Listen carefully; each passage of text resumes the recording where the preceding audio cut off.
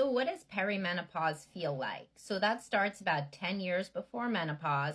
So it's a woman's 40's, and sex drive does drop at this time, for most women, not all. There's a huge psychological component. So for some women, this is the first time in their life that they've really known anything about their bodies. They feel more confident. They've had kids. They don't feel like, obsessing over their weight or certain things is essential to have a good experience. On the biological end, this is the first time in many women's life when they're off hormonal birth control, which can decrease your drive. So there are those few women that are, happier and feel more sexy at this time.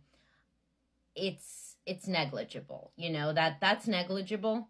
The main effect of aging overall is a decrease in drive. As fertility wanes, drive wanes. That's evolutionary. It's very obvious why that would happen evolutionarily. So also, this is a hugely stressful time of life. Children are getting older. You get teenagers. That's super stressful. People are driving the kids all around. They're concerned about money. This is the big career push is at this time, right? These are the years where you're kind of really going to build wealth and you're thinking about retirement coming up as well.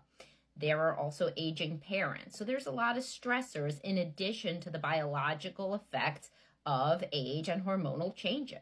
So for most people, and I've shared the statistic with you that 47 or 48, I forget which, one is in developing countries, one is not in developed countries, is the unhappiest age.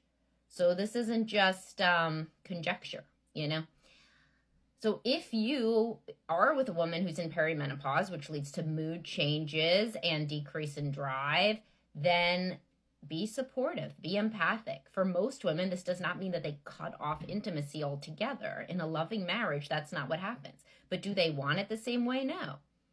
As you get older and as you get more tired, do you want to be romantic in the same ways?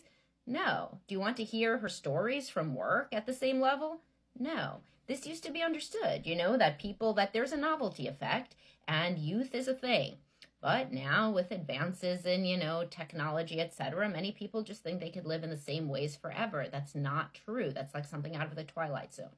So empathy, understanding one another, giving each other grace, and still trying to get outside your comfort zone and be generous, even if that generosity does not look like it did when you were 25, so for a woman that never feels spontaneous arousal, which is many women in monogamy, she has to learn about responsive desire, right?